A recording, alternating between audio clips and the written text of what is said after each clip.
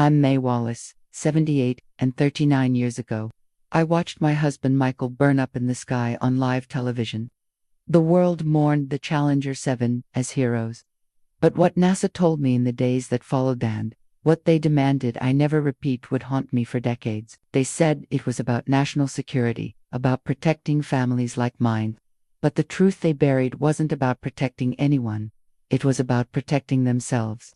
Today, I'm finally ready to break my silence about what really happened on January 28, 1986, and why they were so desperate to keep me quiet. Before we jump back in, tell me where you're tuning in from, and if this story touches you, make sure you're subscribed because tomorrow, I've saved something extra special for you. If you've ever wondered what lies beneath our greatest tragedies, like this video and stay with me.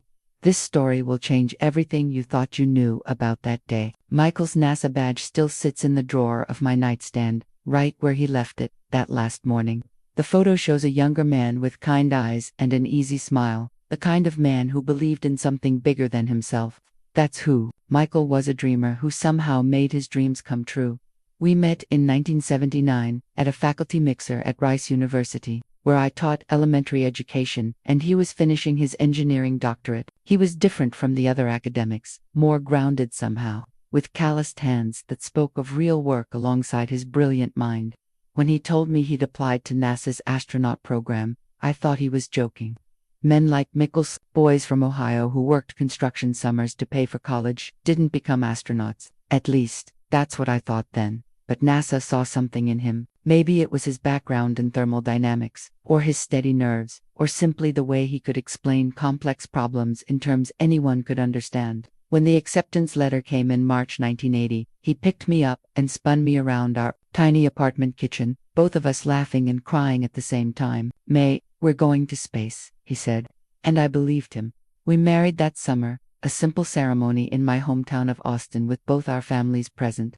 Michael's parents, salt of the earth, people who still couldn't quite believe their son was going to be an astronaut, and my own family, equally amazed but proud. In our wedding photos, Michael's wearing his dress uniform, and I'm in my grandmother's pearl necklace, both of us grinning like we'd won the lottery. The early years in Houston were good. Michael threw himself into training with the intensity I'd come to expect from him. He'd come home exhausted but exhilarated, full of stories about simulator runs and survival training, about the incredible people he was working alongside, names that would later become household words: Judy, Ron, Ellison, Gregory, Krista. They weren't just colleagues, they were family. I found my place too. Teaching at a local elementary school and slowly building friendships with other NASA wives. We understood each other in ways outsiders couldn't. The particular anxiety of loving someone whose job description included risking death for the advancement of human knowledge. The pride mixed with terror.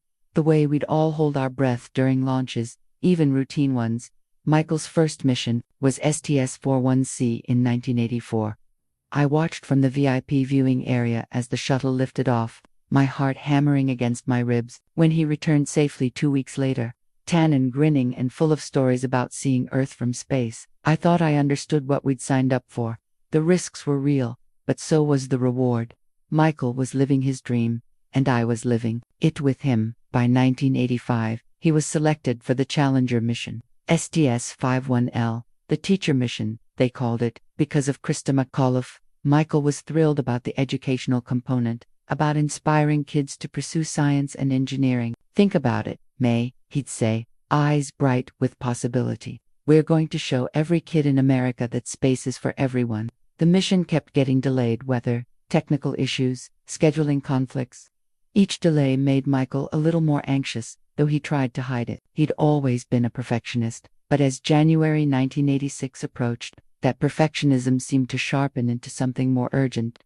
He started working later, bringing home technical manuals I'd never seen before, making phone calls in his study. With the door closed, when I asked about it, he'd just shake his head and say, "Engineering stuff, honey. Nothing you need to worry about." But I was his wife. I knew when something was worrying him, even if he couldn't tell me what it was. Michael's handwritten schedule for January 28th is still tucked between the pages of his technical manual.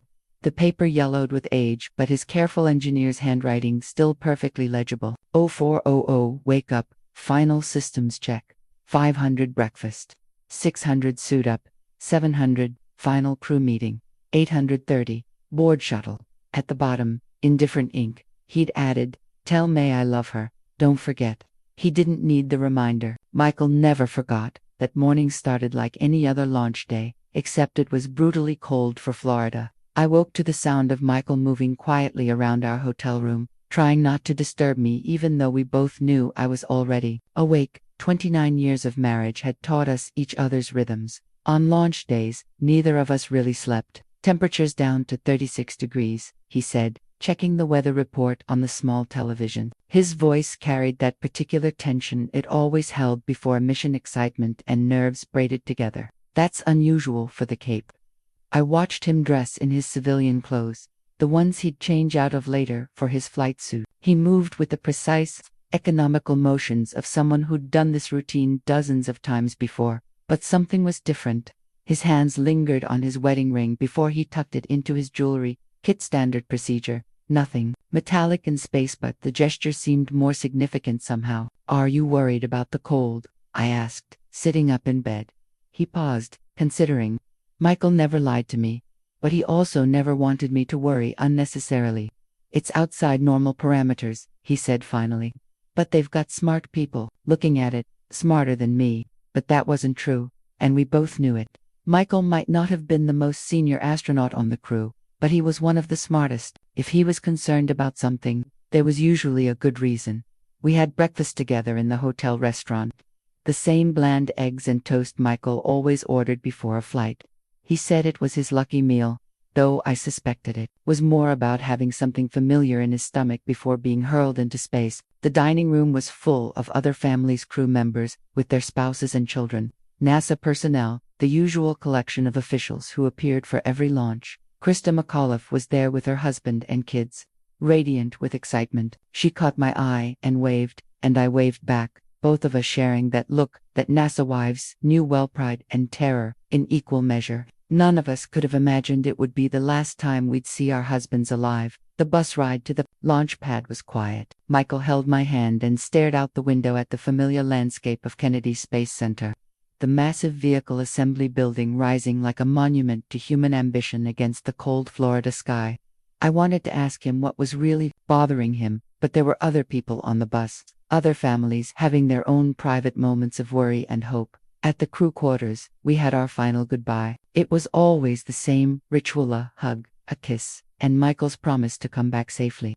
But this time, he held me longer than usual, and when he pulled away, his eyes were serious. "May, I need you to remember something," he said quietly. "Whatever happens, I love you. And I'm proud of the work we're doing here. The real work, not just the mission.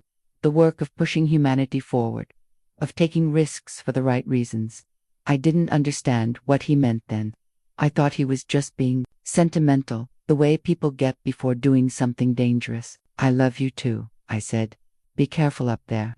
He smiled, the boyish grin I'd fallen in love with all those years ago. Always am. The families were escorted to the VIP viewing area 3 miles from the launch pad. It was a clear, cold morning, so cold that ice had formed on the shuttle's external tank. I remember thinking how beautiful it looked. This massive white tower against the blue sky, like something from a science fiction movie. I sat with the other families, all of us bundled in coats and scarves, watching the final preparations. The NASA commentary crackled through the speakers, a steady stream of technical updates that I'd learned to follow over the years. Everything sounded normal, routine, even just another launch. The kind NASA had been executing flawlessly for years. At T-9 minutes, we could see the shuttle clearly through the long-range cameras. Michael and his crewmates were strapped into their seats, going through their final checklists. I tried to spot him through the small windows, but it was impossible at this distance. He was just one of 7 brave souls preparing to leave Earth. Behind. The countdown continued. T-60 seconds. T-30. T-10. And then, at exactly 11:39 a.m. Eastern Standard Time, Space Shuttle Challenger lifted off into the cold blue sky, carrying my husband and 6 other people I'd come to love like family. For 73 seconds, everything was perfect. I still have the VHS tape I made that morning, though I haven't watched it in decades. The early footage shows Challenger rising majestically into the crystal-clear sky, trailing its familiar plume of white exhaust. You can hear my voice on the recording, barely audible over the rocket noise. Go, baby, go. Come on, Michael. For those first 73 seconds, everything looked exactly as it should. The shuttle climbed steadily, rolling onto its back as it gained altitude, the twin solid rocket boosters providing the massive thrust needed to escape Earth's gravity. In the viewing stands, we were all doing what we always did, tracking the tiny white dot against the blue sky, holding our breath, counting off the milestones in our heads. 30 seconds. Challenger passed through maximum dynamic pressure, the point where the shuttle experienced the most stress from atmospheric resistance.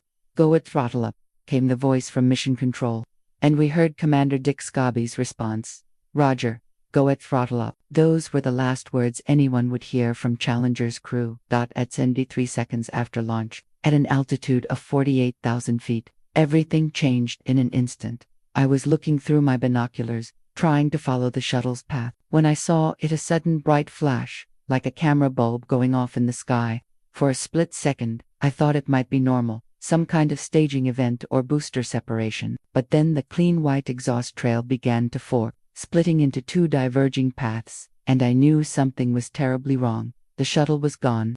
In its place was a growing cloud of white vapor, expanding against the blue sky like a grotesque flower blooming in fast motion. The two solid rocket boosters, suddenly freed from the shuttle they'd been pushing, corkscrewed away in opposite directions, their trails creating a horrible Y-shape against the morning sky. For a moment, the entire viewing area was silent. 3 miles away, we could see the debris falling, pieces of what had been humanity's most sophisticated spacecraft, tumbling toward the ocean like confetti. The silence stretched on, pregnant with the hope that maybe, somehow, this was recoverable. Maybe the crew compartment had survived. Maybe they were coming down under parachutes. We just couldn't see yet. Then someone screamed. I don't know who it was, one of the other wives, maybe, or a child who understood what they were seeing.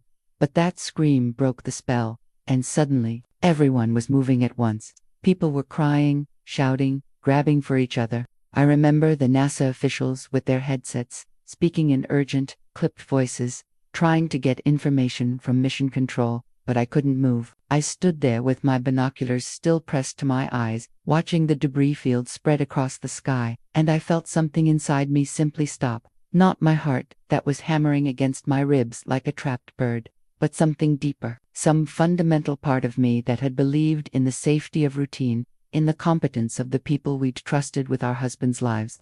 Someone was shaking my shoulder, a NASA family escort whose name I can't remember. Mae, we need to get you back to the bus. I lowered the binoculars and looked at her. She was crying, tears streaming down her face, but her voice was steady, professional. She'd been trained for this moment, I realized. They all had been. Is he? I started to ask, but couldn't finish the sentence. We don't know anything yet, she said, which was the first lie they told me. They knew. They'd known the moment the shuttle broke apart that no one could have survived, but they weren't ready to say it out loud. Not yet. The bus ride back to crew quarters was a nightmare of barely controlled hysteria. June Scobie, Dick's wife, sat 2 rows ahead of me, her face buried in her hands. Lorna Onizuka held her children, close, whispering something I couldn't hear. We were all trapped in this horrible limbo between hope and knowledge, between the lives we'd had 73 seconds ago, and whatever came next. At crew quarters, they separated us into different rooms, each family with their own escort, their own phone line to Mission Control. I found myself in a sterile conference room with beige walls and fluorescent lighting, waiting for news that would never come. The hours that followed are a blur of officials with grim faces, carefully worded updates that said nothing, and phone calls from family members who'd seen the explosion on television. My sister called from Austin, sobbing. Michael's parents called from Ohio, his father's voice breaking as he asked if there was any chance, any possibility that the crew had survived. I kept waiting for someone to tell me it was all a mistake, that Michael was fine, that they'd found the crew compartment intact and the astronauts were on their way home. But as the afternoon wore on, and the Coast Guard ships converged on the debris field, and the solemn-faced officials continued their dance of non-information, I began to understand what I'd already known in my heart. My husband was gone. Not missing, not in danger, but gone. vaporized in an instant, along with 6 other people who'd trusted their lives to a system that had failed them. At 6:30 p.m., nearly 7 hours after the disaster, NASA finally made it official. Charles Bolden, the astronaut who'd been selected as our family escort, sat down across from me in that terrible beige room and said the words I'd been dreading all day. "Mae, I'm so sorry, there were no survivors." I nodded, because that's what you do when someone tells you something you already know but hoped wasn't true. I thanked him, because that's what you do when someone performs a difficult duty with kindness. And then I asked the question that would haunt me for the next 39 years. What happened? What went wrong? Bolden's face was carefully neutral. "We don't know yet. There will be an investigation. We'll find out what caused this. I promise you that." Another lie, though I wouldn't realize it for years. They already knew what had caused it. They'd known for months that it was going to happen. Eventually, the only question had been when. As I sat in that room, holding Michael's wedding ring and trying to process the magnitude of what I'd lost, I had no idea that the real tragedy wasn't just the death of 7 brave people. It was the betrayal that was already in motion. The cover-up that would steal their true legacy and leave families like mine to carry secrets we'd never asked for. The men in suits hadn't arrived yet. That would come later, in the dark hours after midnight, when grief had made me vulnerable, and the world was too busy mourning to notice what was happening in the shadows. But sitting there, in that beige room, watching the sun set on the worst day of my life, I still believed in the system. I still thought that NASA was made up of good people who would do right by Michael's memory, who would learn from this tragedy and make sure it never happened again. I had no idea how wrong I was. The business card sits in my jewelry box to this day, though the phone number was disconnected years ago. Plain white cardstock, no name, no title, just 7 digits printed in simple black ink. The first visitor left it on my kitchen counter at 2:47 a.m. on January 29th, less than 15 hours after Michael died. I wasn't sleeping. How could I? I'd been sitting in Michael's study, surrounded by his technical manuals and mission notes, trying to make sense of what had happened. The house felt impossibly empty without him, every creak and settling sound amplified in the silence. When the doorbell rang, I thought it might be a neighbor, or maybe another NASA family member who couldn't sleep either. Instead, I found a man in a dark suit standing on my front porch, his breath visible in the cold night air. He was average height, average build, with the kind of forgettable face that would disappear in a crowd, but his eyes were sharp, calculating, and when he smiled, it didn't reach them. "Mrs. Wallace, I'm sorry to disturb you at this hour. I'm with NASA's Family Services Division. May I come in?" I should have asked for identification. In normal circumstances, I would have. But grief does strange things to your judgment, and I was still operating under the assumption that everyone connected to NASA was there to help. So I let him in, this stranger who would change everything. He followed me into the kitchen, declining my offer of coffee but accepting a glass of water. He sat at the table where Michael and I had eaten breakfast just 24 hours earlier, and he spoke in the measured tones of someone who'd had this conversation before. "First, please accept my deepest condolences. Michael was a fine astronaut and a good man. We're all devastated by this loss." I nodded, not trusting my voice. The official condolences had been coming all day, and they'd started to blur together. "I'm here because there are some practical matters we need to discuss. Administrative issues that can't wait, I'm afraid. I know this is a difficult time, but NASA has procedures for situations like this. Situations like this. As if the explosion of a space shuttle was a routine occurrence, something they'd planned for in their employee handbook.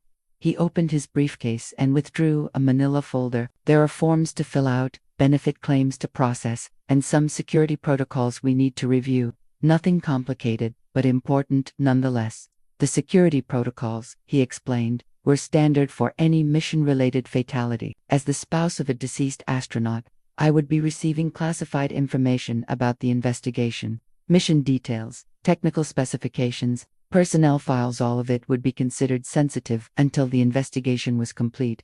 "Understand," I said, though I didn't really understand anything at that point. "The important thing is that you don't discuss any of this with the media, not the mission details, not the investigation findings, not even Michael's personal thoughts about the flight. Everything needs to go through official channels." He slid a document across the table. "This is just a standard confidentiality agreement. It protects both you and NASA during the investigation process." I picked up the paper, trying to focus on the dense legal language through my exhaustion and grief. It was full of terms like national security and classified information and potential criminal penalties. None of it made sense to me at the time. "I need to read this more carefully," I said. "Maybe have a lawyer look at it." The man's smile tightened slightly. "Of course, take your time. But I should mention that any delays in signing could potentially complicate your benefit payments. These things are all connected, you understand." I didn't understand, but I was too tired to argue. "Can I sign it tomorrow?" "Certainly. I'll check back with you in a few days."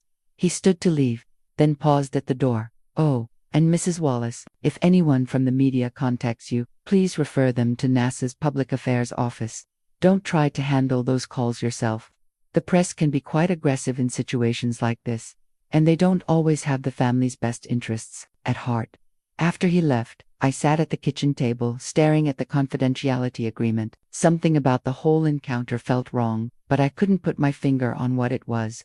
Maybe it was the timing. Who conducts official business at 3 in the morning? Or maybe it was the way he'd smiled without warmth, or the subtle threat buried in his words about my benefits. I tried calling NASA's main number to verify his credentials, but it was the middle of the night, and I got a recording. I left a message asking someone to call me back about the visit from their family services representative, but no one ever did. The next morning brought a parade of legitimate visitors, NASA officials I recognized, colleagues of Michael's, neighbors, bringing casseroles and condolences. In the daylight, surrounded by familiar faces, the midnight visitors seemed less ominous. Maybe I'd been reading too much into it. Maybe grief was making me paranoid. But when I mentioned the confidentiality agreement to Charles Bolden, the astronaut who'd been assigned as our family liaison, his expression grew puzzled. "I'm not familiar with that document," he said. "Family services doesn't usually operate that way, especially not at night.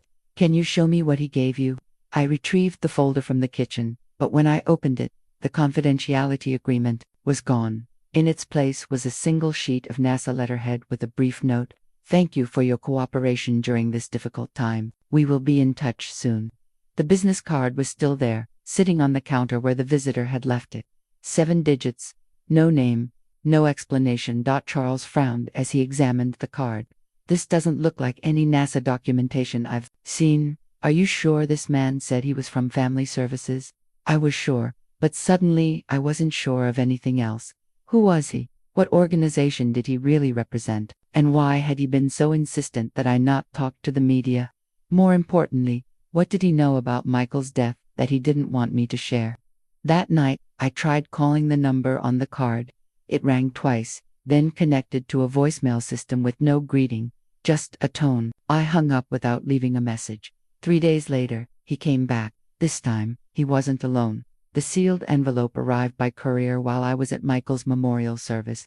When I returned home that afternoon, emotionally drained and surrounded by well-meaning relatives, I found it slipped under my front door. My name was typed on expensive cream-colored paper, with no return address. Inside were documents I was never supposed to see. The first was a copy of an internal NASA memo dated January 27, the day before the launch. The subject line read, STS-51L, Launch Recommendation Engineering Concerns. The text was heavily redacted, but what remained visible made my blood run cold. Temperature parameters, outside acceptable range. O-ring performance compromised at temperatures below 40 degrees Fahrenheit. Recommendation, postpone launch until ambient temperature reaches minimum threshold.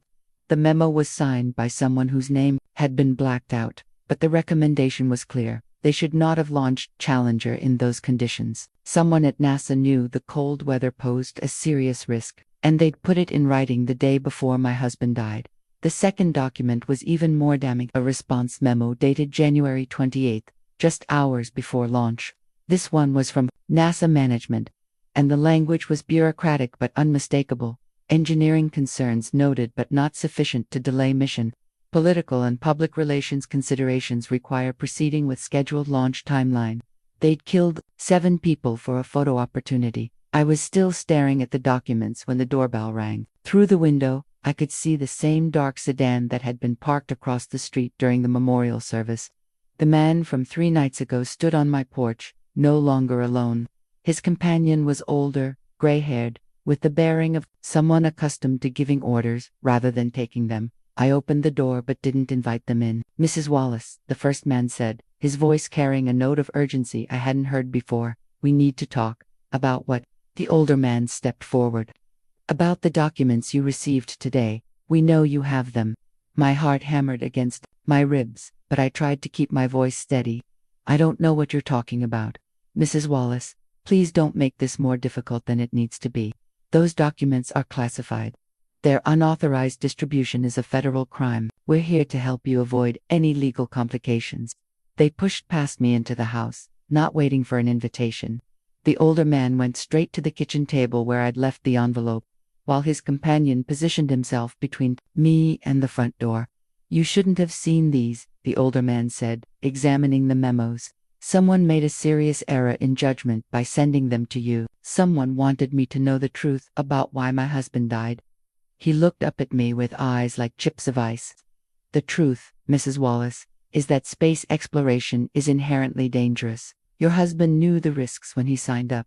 These documents," he held up the memos, "represent preliminary assessments that were ultimately deemed irrelevant by qualified experts." Irrelevant. They said it was too cold to launch safely. They said it was outside normal parameters. There's a difference. The final decision was made by people with access to all the data, not just partial assessments like these. He slipped the documents into his briefcase, along with the envelope they'd come in. "The important thing now is that you understand your obligations.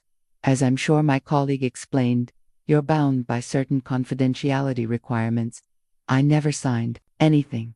The older man smiled, but there was no warmth in it. "Actually, you did. When you accepted your husband's NASA employment, you agreed to abide by all agency security protocols. That includes maintaining confidentiality about classified information, even information you might receive inadvertently." This was news to me. "I want to see a lawyer." "That's certainly your right. But I should point out that discussing classified information with unauthorized personnel, including attorneys without proper security clearance, could complicate your situation considerably." The younger man spoke. "For the first time since entering my house, Mrs. Wallace, we're trying to help you here. NASA takes care of its own, but that protection depends on cooperation." "What kind of cooperation?"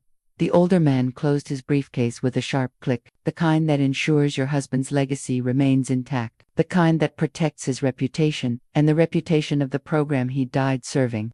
The kind that ensures your financial security during this difficult time." The threat was subtle but unmistakable. "Cooperate, or lose everything." "What exactly are you asking me to do?" "Nothing complicated. Don't speak to the media about technical aspects of the mission. Don't speculate about the cause of the accident. Refer all inquiries to NASA's Public Affairs Office. Let the investigation proceed without interference." "And if I don't?" The older man adjusted his tie, a gesture that somehow managed to be both casual and menacing. "Mrs. Wallace, your husband died in service to his country. The investigation into his death involves sensitive national security information. People who compromise that security, even inadvertently, faced serious consequences." He moved toward the door, then paused. "You should also know that we're aware of certain personal effects your husband may have left behind. Technical manuals, mission notes, recordings, that sort of thing. Those materials are government property and will need to be returned." My mouth went dry. They knew about Michael's journal, the one I'd found hidden in his study.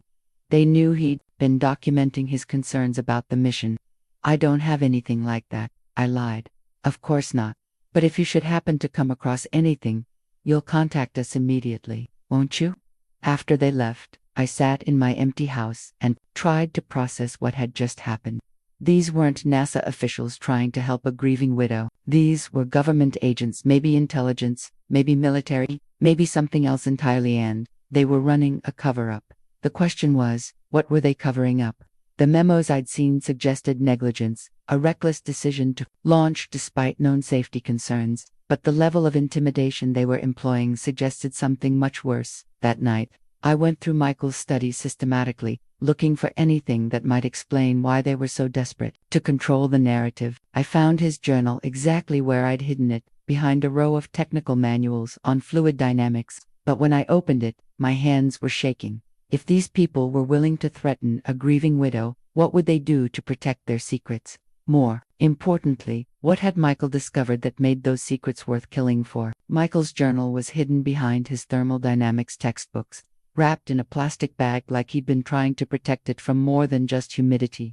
The leather cover was worn from handling, and when I opened it, loose papers fell out photocopied, memos, hand-drawn diagrams, and what looked like meeting notes taken in Michael's careful engineer's handwriting. The entries started in November 1985, about 2 months before the launch. The early pages read like routine mission preparation crew assignments, training schedules, technical briefings. But as the weeks progressed, Michael's tone changed. What started as excitement gradually became concern. Then, alarm. November 15, 1985, another delay in the launch schedule. They're saying it's weather-related. But I overheard Larry talking to someone from Thiokol about temperature parameters. When I asked him about it, he changed the subject pretty quickly. November 23, 1985, attended briefing on O-ring performance. The data is troubling. Below 50 degrees Fahrenheit, the primary O-ring doesn't seal properly during ignition. The secondary ring is supposed to be backup, but if the primary fails, there's a gap before the secondary engages. At really low temperatures, that gap could be fatal. December 2, 1985, asked about minimum temperature requirements for launch. Got 3 different answers from 3 different people. That's not how engineering is supposed to work. Either we have safety parameters, or we don't. I had to stop reading for a moment. Michael's handwriting was so familiar, so perfectly precise, methodical, questioning. He'd always been the kind of person who needed to understand how things worked, who couldn't accept because I said so as an explanation for anything. It's what made him a good engineer and, apparently, what made him dangerous to people who didn't want questions asked. December 18, 1985, meeting with Thiokol engineers today. They're clearly concerned about cold weather launches, but they keep getting overruled by management. One of them, Roger, pulled me aside afterward. He said, "They've been fighting this battle for months. Politics is killing engineering," he said. I'm starting to understand what he meant. The entries through January became increasingly frantic. Michael was documenting everything: conversations with other crew members, technical briefings, even fragments of overheard phone calls. He'd become convinced that the shuttle program was prioritizing schedules over safety, and he was methodically building a case to prove it. January 10, 1986. Another crew meeting about launch preparations. Dick Scobie asked about cold weather protocols. The answer was basically, don't worry about it. But I am worried about it. We all should be. January 20, 1986. Delay after delay. And each time they move the launch date, the pressure increases to go no matter what. Larry told me the White House is breathing down NASA's neck about the schedule. The president wants to mention us in his State of the Union address. We're not astronauts anymore. We're props in a political theater. January 25, 1986. Forecast shows temperatures dropping below freezing for the 28th. Asked about postponement procedures. Was told that's above my pay grade. Since when is crew safety above an astronaut's pay grade? The final entry was dated January 27th, the day before the launch. Michael's handwriting was hurried, almost frantic. Emergency meeting with crew tonight. Management says we're go for launch despite weather concerns. Tried to raise questions about O-ring performance data. Was told that all safety parameters have been reviewed and approved by qualified personnel. That's bureaucrat speak for shut up and do your job. But my job is supposed to include staying alive. Called Mae but couldn't tell her what I'm really thinking. How do you tell your wife that you might not come home because politicians are more important than physics? If something happens tomorrow, I want there to be a record. The engineers know the data exists. Someone will have to answer for this. Tucked between the journal pages were photocopies of technical documents.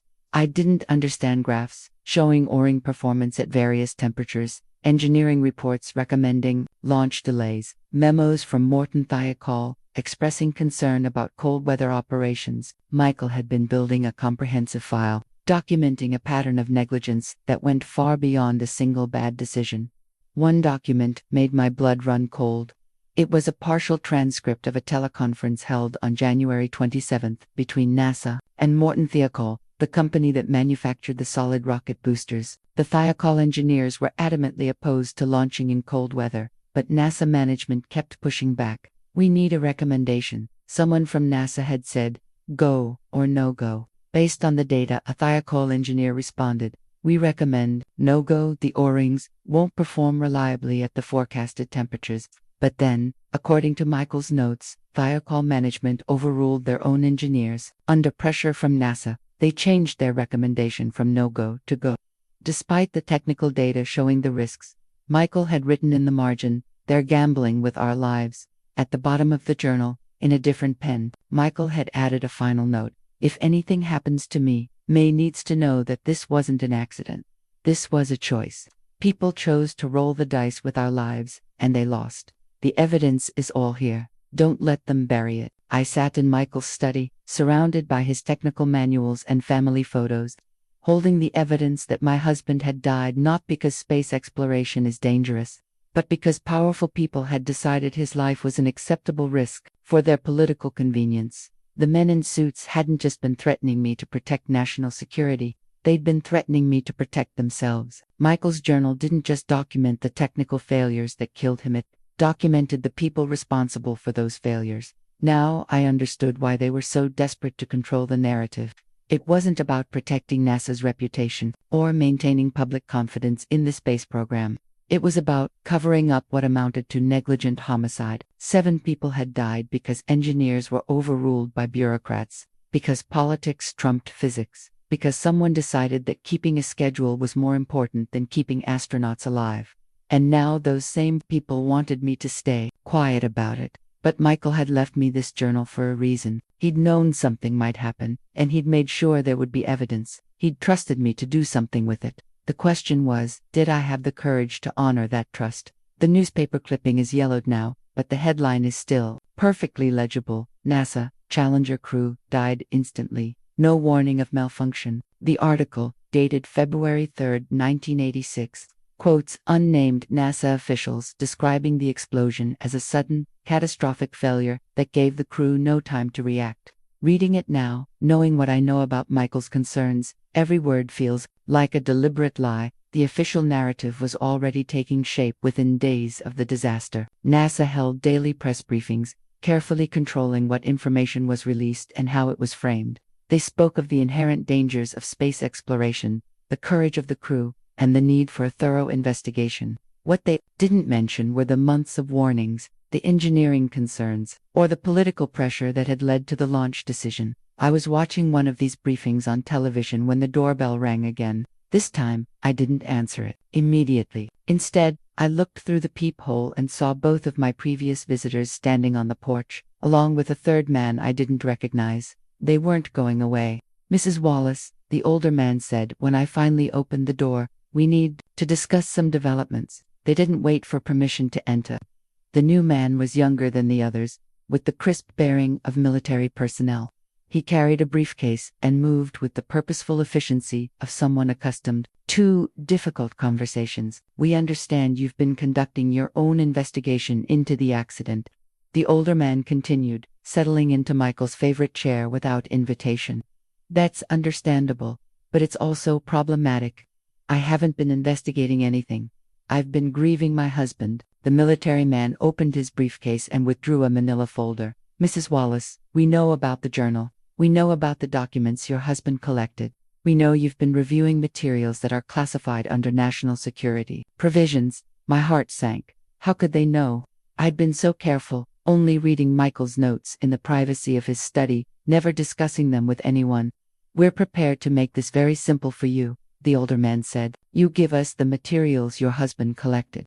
You sign a comprehensive non-disclosure agreement, and this entire matter goes away. Your benefits continue, your husband's reputation remains intact, and you can move forward with your life. And if I don't," the military man leaned forward. "Mrs. Wallace, your husband violated security protocols by removing classified documents from NASA facilities. Technically, that makes him guilty of espionage. Do you really want his legacy to be that of a traitor who compromised national security?" The accusation hit me like a physical blow. Michael was trying to prevent this disaster. He was trying to save lives. Michael was a mid-level astronaut who misunderstood complex technical data. The older man replied smoothly. "He wasn't qualified. to make engineering assessments about shuttle safety. The fact that he collected classified documents suggests he was operating outside his authority. He was documenting safety concerns. He was second-guessing decisions made by people with far more experience and access to complete information. The investigation will show that the Challenger accident was caused by a rare convergence of factors that no one could have predicted. But that was a lie, and we all knew it. Michael's journal proved that multiple people had predicted exactly what happened. The only rare thing was that NASA had chosen to ignore the warnings. The military man slid a document across the coffee table. This is a complete non-disclosure agreement covering all aspects of your husband's work and the circumstances of his death. In exchange for signing it, you'll receive enhanced survivor benefits and a guarantee that your husband's service record will reflect his heroism and dedication. I picked up the document. It was far more comprehensive than the simple confidentiality agreement they'd mentioned before. This one would prohibit me from discussing any aspect of Michael's work, his concerns about the mission, or any documents he might have left behind. It even included clauses about my own future employment and public statements. This would prevent me from ever telling the truth about what happened. This would prevent you from spreading misinformation that could damage the space program and dishonor your husband's memory, the older man corrected. Mrs. Wallace, the space program is bigger than any one person, bigger than any one mission. Sometimes individual perspectives have to be subordinated to larger purposes. Michael died because people like you subordinated safety to politics. The temperature in the room seemed to drop. The older man's expression hardened, and when he spoke, his voice carried a note of menace I hadn't heard before. Mrs. Wallace, you're upset. That's understandable, but you need to think very carefully about what you're suggesting. Are you really prepared to accuse the United States government of deliberately killing astronauts? I'm prepared to tell the truth about what my husband documented. Your husband documented his personal opinions and incomplete data. The truth is what the investigation determines, not what a grieving widow thinks she's found in her husband's notes. The military man stood up. Mrs. Wallace, we're trying to help you here, but there are limits to our patience. Your husband's journal and any related documents are government property. We can obtain them through legal channels if necessary, but that would be more difficult for everyone involved. Are you threatening me? We're explaining your options, the older man said. Option 1, you cooperate voluntarily, sign the agreement, and everyone moves forward. Option 2, we obtain a court order, seize the materials anyway, and you face potential prosecution for possession of classified documents. What about option 3? I'd take everything to the media. The silence that followed was deafening. The three men exchanged glances, and I realized I'd just crossed the line they hadn't expected me to cross. Mrs. Wallace, the military man said, slowly, that would be very unwise. Media outlets that publish classified information face serious legal consequences. So do their sources. You could be charged with espionage, sedition, and conspiracy. Your husband's reputation would be destroyed. His family would face scrutiny, and you personally could spend the rest of your life in federal prison for telling the truth, for compromising national security during a time of crisis, the older man said. Mrs. Wallace, we're in the middle of the Cold War. The space program isn't just about exploration, it's about demonstrating American technological superiority. Undermining confidence in that program aids our enemies. They were wrapping their cover-up in patriotism, making it seem like protecting their lies was somehow protecting America. But I knew better. They weren't protecting the country. They were protecting themselves. I need time to think about this. You have 24 hours, the military man said, closing his briefcase. After that, the offer expires and we proceed through official channels. After they left, I sat in my living room and tried to process what had just happened. They weren't just asking me to stay quiet anymore, they were demanding it, and they were prepared to destroy Michael's reputation and my life if I didn't comply. They'd also revealed something important. They were afraid. If the truth was as harmless as they claimed, why go to such lengths to suppress it? Why threaten a widow with espionage charges for sharing her husband's concerns about safety? The answer was obvious. Michael's journal didn't just document technical failures, it documented criminal negligence. It proved that people in positions of authority had known the risks and chosen to proceed anyway.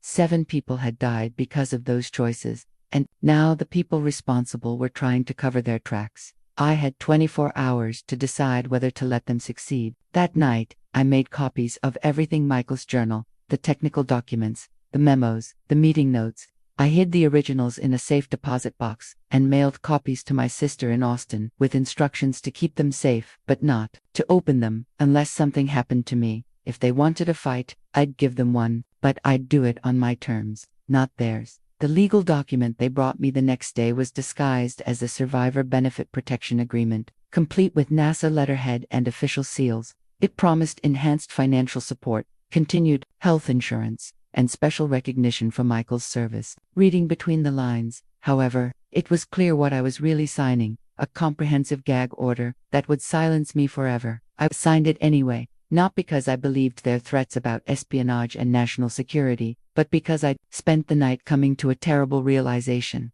I wasn't strong enough to fight them. Not then, not in those first raw weeks after losing Michael. The grief was too overwhelming, the isolation too complete, and their resources too vast compared to my own. They came for the documents that same afternoon, all 3 men, plus 2 others I'd never seen before. They went through Michael's studies systematically, collecting not just his journal and the technical files, but anything that might have contained mission-related information. His NASA manuals, his personal notebooks, even his desk calendar with its appointments and meeting notes. "This is for your protection as much as ours," the older man assured me as they boxed up Michael's professional life. These materials could be misinterpreted by people without proper technical background. I watched them work, feeling like I was betraying everything Michael had trusted me to protect. But what choice did I have? They'd made it clear that resistance would only result in the destruction of Michael's reputation and my own imprisonment. At least this way, his public legacy would remain intact. The military man handed me a thick envelope before they left. "Your first enhanced benefit payment," he said. "You'll find the amount is considerably more generous than standard survivor benefits." The blood money, as I came to think of it. They were paying me to stay quiet about my husband's murder. After they left, I sat in the empty study and tried to convince myself I'd made the right choice. Michael was gone. Nothing I could do would bring him back.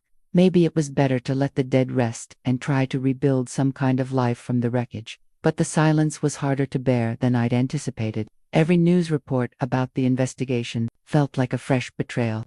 The official story was already crystallizing. A tragic accident caused by a rare failure that no one could have foreseen. The heroic crew had died instantly, unaware of any danger. The space program would learn from this tragedy and emerge stronger than ever. None of it was true, and I was one of the few people who knew it. The worst part was watching the other families. June Scobie, Dick's widow, appeared on television talking about her husband's dedication to the space program and his belief in its mission. Lorna Onizuka spoke eloquently about Ellison's commitment to inspiring young people to pursue careers in science and engineering. They were all honoring their husbands' memories in the only way they knew how, but they were doing it based on lies. Wanted to tell them what I knew. I wanted to share Michael's journal and let them see the truth about how their husbands had died. But the legal agreement I'd signed was comprehensive. Even sharing information with other Challenger families would constitute a violation that could result in prosecution. So I stayed silent, and the isolation nearly killed me. The depression hit about 6 weeks after the funeral. I'd been holding myself together through sheer willpower, but the combination of grief, guilt, and enforced silence finally overwhelmed my defenses. I stopped eating regularly, stopped sleeping through the night, stopped answering the phone when friends called to check on me. My doctor prescribed antidepressants.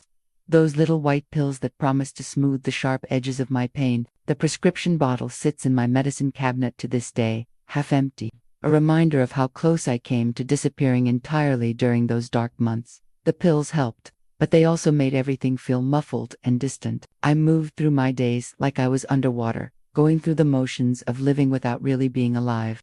I attended the memorial services, accepted the condolences, played the role of the grieving but dignified widow, but inside, I was dying, a little more each day.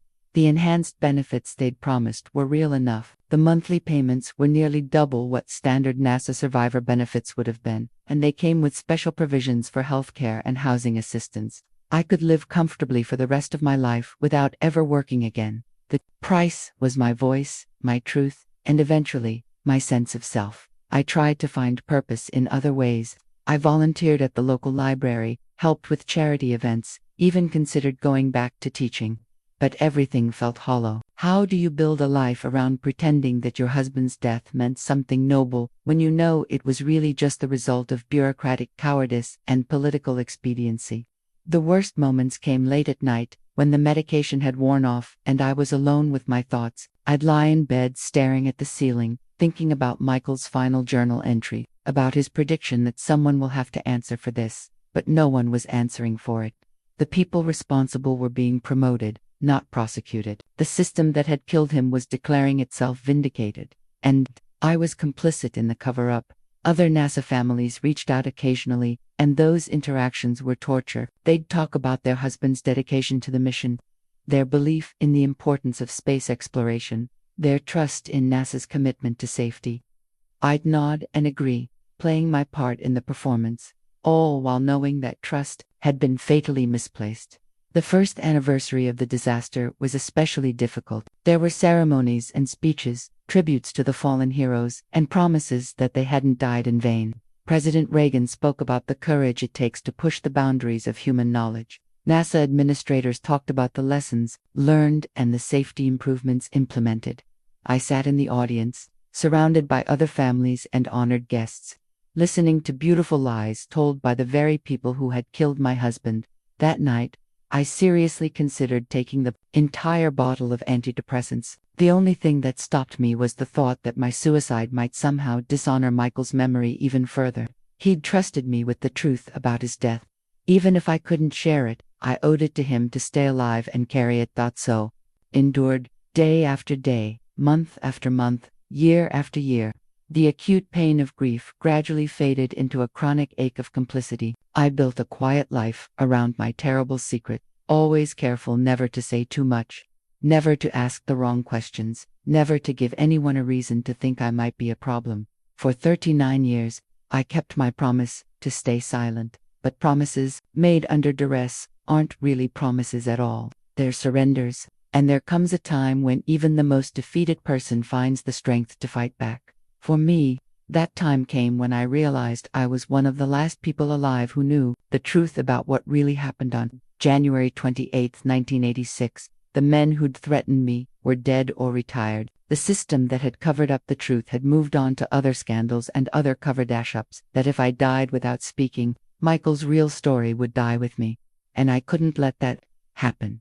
The prescription bottle from 1986 still sits in my medicine cabinet, a plastic testament to how close I came to losing myself completely in those first years after Michael's death.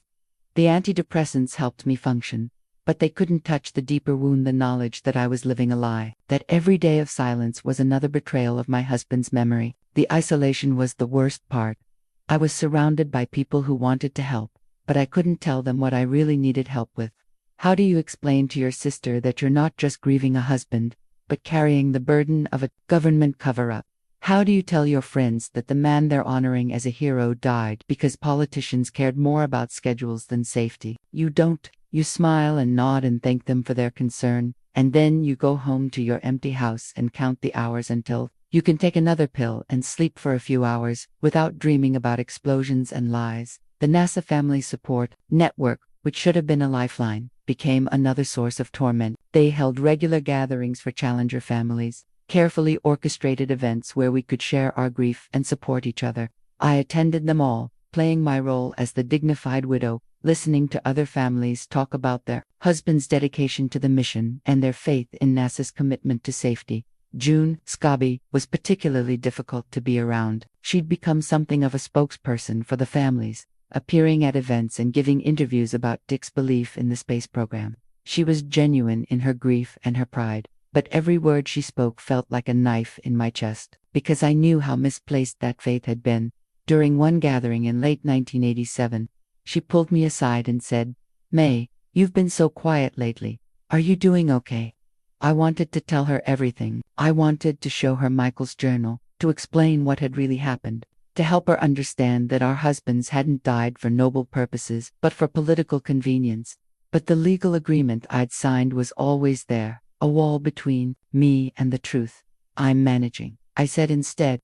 "Some days are harder than others, I know exactly what you mean, but I find comfort in knowing that Dick died doing what he loved, pushing the boundaries of human exploration. It gives his death meaning. Meaning. That word haunted me for years. What meaning was there in dying because bureaucrats overruled engineers? What nobility was there in being killed by the very people who were supposed to protect you? The official investigation results, released in June 1986, were a masterpiece of misdirection. The Rogers Commission correctly identified the O-ring failure as the technical cause of the accident, but they carefully avoided assigning blame to the individuals who had ignored the warnings about that exact failure. They talked about organizational failures and communication breakdowns, rather than calling it what it was: criminal negligence. I read every word of that report, looking for some acknowledgement of what Michael had documented, some recognition that the disaster had been predictable and preventable. Instead, I found carefully sanitized language that made it sound like the accident was the result of unfortunate circumstances rather than deliberate choices. The recommendations were reasonable: enough better communication, improved decision-making processes, enhanced safety protocols, but they were all designed to fix problems that the report didn't admit actually existed. It was like trying to cure a disease by treating the symptoms while pretending the infection didn't exist. My mental health deteriorated steadily through 1987 and 1988. The antidepressants kept me functional but not truly alive. I went through the motions of living, grocery shopping, paying bills, maintaining the house, but I felt like a ghost haunting my own life. The enhanced benefits they'd promised continued to arrive every month, always accompanied by a subtle reminder of my obligations. The cover letters varied, but the message was consistent. We hope you're finding peace during this difficult time. Please remember that your agreement regarding confidential materials remains in effect. Even their kindness felt like a threat. I tried therapy for a while. But how do you explain to a counselor that your depression isn't just about loss, but about complicity? I couldn't tell Dr. Morrison the real reason I felt so guilty, so I made up other explanations: survivor's guilt, regret over things left unsaid, fear of moving on without Michael. All of those things were true, but they weren't the whole truth. "Mae," she said during one session, "you seem to be carrying a burden that goes beyond normal grief. Is there something you haven't been able to tell me?" I stared at her for a long moment, weighing the risks. Could doctor-patient privilege protect me if I told her about the cover-up? Would she be legally obligated to report what I'd shared? The legal agreement I'd signed was so comprehensive that I couldn't be sure. "Sometimes I wonder if I could have done something differently," I said finally. "If I could have somehow prevented what happened." It was true, in a way. If I'd been stronger, if I'd refused to sign their agreement, if I'd taken Michael's journal to the media despite their threats, maybe things would have been different. Maybe other families would have learned the truth about their husbands' deaths, but I hadn't been strong enough. I'd been broken by grief and intimidated by power, and 7 families were living with lies because of my weakness. The worst moment came in early 1989. During a memorial service for the 3rd anniversary of the disaster, I was sitting in the Kennedy Space Center visitor complex, surrounded by hundreds of people who'd come to honor the Challenger 7, when they unveiled a new display about the mission. The centerpiece was a video presentation featuring interviews with family members talking about their loved ones' dedication to space exploration. There was June talking about Dick's leadership, Lorna discussing Ellison's commitment to education. And then, without warning, there was footage of me from the 1st anniversary service. I watched myself on the screen, carefully saying all the right things about Michael's passion for space and his belief in NASA's mission. The words sounded hollow even then, but seeing myself deliver them 3 years later was devastating. I was watching a performance, a careful recitation of approved thoughts designed to support the official narrative, but what made it truly unbearable was the expression on my face. Even through the careful makeup and practiced smile, I could see the pain I'd been carrying. The camera had captured something I thought I'd hidden: the look of someone slowly dying inside. After the service, I drove home in a fog of self-recrimination. I sat in my driveway for an hour, unable to face going into the house, where Michael's ghost seemed to grow stronger every day. When I finally went inside, I walked straight to the medicine cabinet and stared at the bottle of antidepressants. 30 pills left, enough to end the charade permanently. I unscrewed the cap and poured them into my palm. These little white promises of peace. No more lying, no more pretending. No more carrying secrets that were eating me alive from the inside. But as I stood there contemplating my escape, I heard Michael's voice as clearly as if he'd been standing beside me. Mae, someone will have to answer for this. Not someone had answered. Someone would have to answer, future tense. A responsibility that hadn't been fulfilled yet. I put the pills back in the bottle and screwed the cap on tight. Michael had trusted me with more than just his journal. He'd trusted me with the responsibility of making sure the truth eventually came to light. I'd failed him so far, but failure didn't have to be permanent. That night, for the first time in 3 years, I took out copies of Michael's documents, the ones I'd hidden before they came for the originals. I read through his journal again, feeling the weight of his growing concern, his frustration with the system, his determination to document what he was seeing. The man who wrote these words wouldn't have wanted me to give up. He would have wanted me to find a way to fight back, even if it took decades. So I made myself a promise that night. I would survive, I would endure, whatever came next. And someday, when I was strong enough or desperate enough or old enough that their threats no longer mattered, I would tell Michael's story the way it deserved to be told. It would take me more years to keep that promise, but I kept it. The technical manual arrived in my mailbox 15 years after the disaster, wrapped in brown paper with no return address. Inside was a copy of the O-ring specifications that Michael had been studying in his final weeks, covered with handwritten notes in his familiar engineer's script. But these weren't the notes from his journal. These were different, more detailed, with calculations and diagrams I'd never seen before. Someone had kept copies of Michael's work. Someone had preserved the evidence that the government agents thought they'd destroyed. Tucked between the pages was a brief note. Mrs. Wallace, I worked with your husband on thermal analysis. I thought you should have this. He was right about everything. A friend.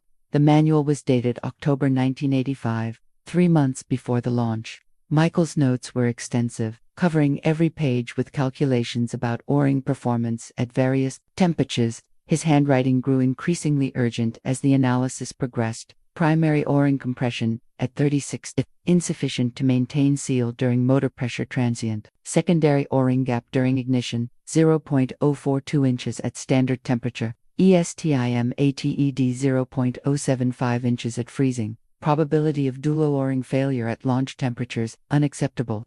At the bottom of the final page, in red ink, Michael had written, recommend minimum launch temperature 53 degrees Fahrenheit.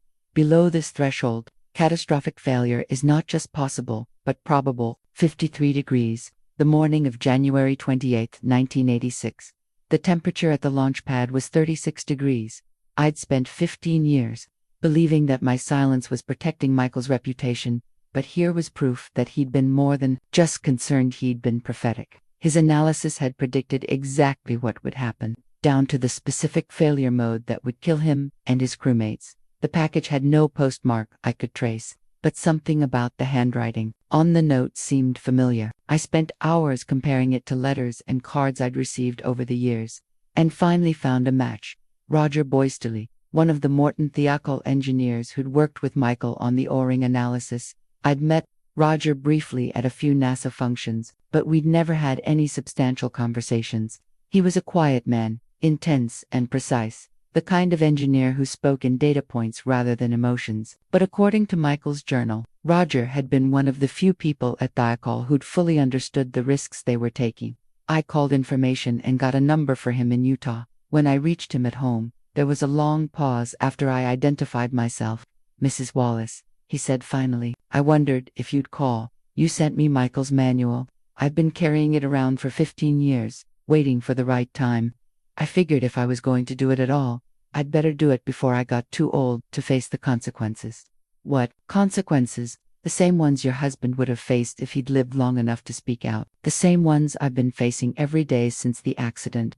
Roger agreed to meet me at a small diner outside Houston, away from anywhere we might be recognized. He looked older than I'd expected, his hair completely gray, his face lined with what looked like 15 years of carrying secrets. I need you to understand something, he said after we'd ordered coffee. Your husband saved my sanity, maybe my life. After the accident, when they were all pretending that no one could have predicted what happened, I started to think I was losing my mind. Michael's notes proved that I wasn't crazy, that the warnings were real. What warnings? Roger pulled out a folder thick with documents, everything Michael documented, and more. The teleconferences where we begged NASA to delay the launch, the meetings where our own management overruled us, the pressure campaigns to change He spread the papers across the table between us, meeting minutes, technical memos, transcripts of heated phone calls. It was a comprehensive record of institutional failure, a step-by-step documentation of how political pressure had overridden engineering judgment. The worst part, Roger continued, was watching them rewrite history afterward. The Rogers Commission made it sound like the O-ring problem was some kind of surprise, something no one had anticipated, but we'd been screaming about it for months. Why didn't you speak out during the investigation? I tried. I testified before the commission, told them exactly what had happened. But my testimony was buried in hundreds of pages of technical details, and the media only reported the sanitized summary. The real story never made it to the public. What about the other engineers, the ones who knew? Roger's face darkened. Some of them tried to speak out. Most of them ended up finding new careers. The ones who stayed learned to keep their mouths shut. He told me about Alan MacDonald, another Morton Thiokol engineer who'd refused to sign off on the launch and had been punished for his honesty. About engineers at NASA who'd raised concerns and been transferred to less sensitive positions. About a systematic campaign to silence anyone who might threaten the official narrative. Your husband was just the most visible victim, Roger said, but he wasn't the only one they killed. They killed careers, reputations, lives. Anyone who knew too much became a liability. Are you saying they murdered Michael deliberately? I'm saying they made a decision knowing it would probably kill him.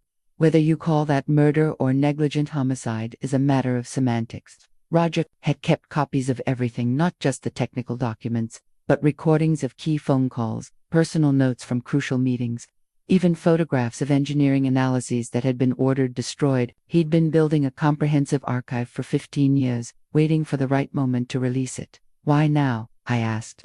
Because most of the people responsible are dead or retired, because the statute of limitations has run out on most of the potential crimes, and because I'm 68 years old, and if I don't tell this story soon, I'll take it to my grave. He slid the folder across the table to me. But I can't do it alone. I was just an engineer. You were Michael's wife. People will listen to you in ways they'd never listened to me. I stared at the folder, understanding that accepting it would change everything. For 15 years, I'd told myself that staying silent was protecting Michael's memory. But the truth was, I'd been protecting myself from legal consequences, from public scrutiny, from the responsibility of fighting back. What about the non-disclosure agreement I signed? Signed under duress, based on classified information that's been declassified, covering up crimes that have no statute of limitations. A good lawyer could tear that agreement apart in 5 minutes. I thought about the prescription bottle in my medicine cabinet, about all the nights I'd considered ending the charade permanently. I thought about the memorial services where I'd sat silently while they praised Michael's dedication to a program that had killed him.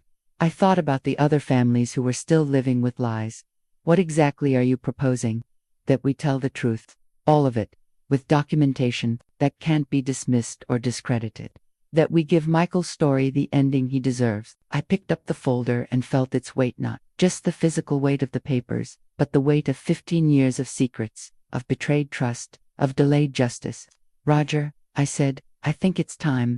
The letter from the Morton engineer arrived 3 weeks after my meeting with Roger Boystely, postmarked from Utah with no return address. The envelope was marked personal and confidential, and when I opened it, I found 5 pages of single-spaced text that would change everything I thought I knew about the scope of the cover-up. Dear Mrs. Wallace, it began. My name is Brian. Russell and I was a propulsion engineer at Morton Thiokol during the Challenger program. Roger Boystely gave me your contact information and suggested I might want to share my story with you. After 15 years of keeping silent, I'm ready to tell the truth about what really happened. Brian's letter detailed a systematic campaign of intimidation that had begun within hours of the disaster. Engineers who had opposed the launch decision found themselves excluded from investigation briefings. Technical data that contradicted the preferred narrative mysteriously disappeared from company files. People who spoke too openly about the pre-launch warnings were reassigned to projects in remote locations. They didn't need to fire us, Brian wrote. They just made our lives miserable enough that most of us eventually quit or transferred to other companies. By now, almost everyone who had direct knowledge of the engineering opposition to the launch was gone from the article, but the most chilling part of his letter came at the end. Mrs. Wallace, I need you to know that your husband wasn't the only astronaut who had concerns about the mission. We heard from at least 2 other crew members in the weeks before launch, informal contacts through mutual friends, people asking technical questions that suggested they were worried about the same things Michael was documenting. If your husband kept records of his concerns, he wasn't alone in having them. 2 other crew members. I read that sentence over and over, trying to process its implications. If Michael hadn't been the only one with concerns, if other astronauts had also been raising questions, then the cover-up was even more extensive than I'd imagined. I called Roger boisterously immediately. Roger, this letter from Brian Russell, is he reliable? Absolutely. Brian was one of the most conscientious engineers on the team. If he says other astronauts were asking questions, you can bank on it. Who were they? I don't know for certain, but I have suspicions. Dick Scobie was asking a lot of technical questions in the final weeks. So was Judy Resnick. They were both experienced enough to understand the implications of what they were hearing. Dick Scobie, the mission commander, if he'd been concerned about the launch conditions, that put an entirely different complexion on the disaster. This wasn't just about Michael discovering problems. This was about experienced astronauts recognizing that they were being asked to take unacceptable risks. Roger, do you think their families know? I doubt it. The pressure to keep quiet was enormous, and not just from NASA. The whole space program was under scrutiny after Challenger. Nobody wanted to do anything that might jeopardize future missions or budget allocations. Over the following months, more people began reaching out. Word was somehow spreading through the aerospace community that Mae Wallace was finally ready to listen to the truth about her husband's death. The contacts came through intermediaries, former NASA contractor who'd worked with Michael, a journalist who'd covered the space program, a congressional staffer who'd been involved in the post-accident oversight. Each contact brought new pieces of the puzzle. I learned about NASA engineers who'd been quietly transferred after raising safety concerns, about contractors who'd lost their security clearances for asking inconvenient questions, about a network of people who'd been carrying pieces of the truth for 15 years, waiting for someone with the credibility and courage to bring it all together. The most significant contact came from someone unexpected. Dr. Sally Ride, the first American woman in space and a member of the Rogers Commission that had investigated the disaster. She called me personally one evening in late 2001. Mae, I hope you don't mind me calling. I've heard that you're beginning to ask questions about Michael's death. Dr. Ride, please, call me Sally, and please listen to what I have to say. During the Rogers Commission investigation, we uncovered information that never made it into the final report. Information about pre-launch concerns raised by crew members, including your husband. My heart was racing. What kind of information? Technical analyses that crew members had conducted independently, questions they'd raised with their supervisors, informal discussions about mission risks that were documented in NASA's internal files but classified too highly for public release. Why are you telling me this now? There was a long pause.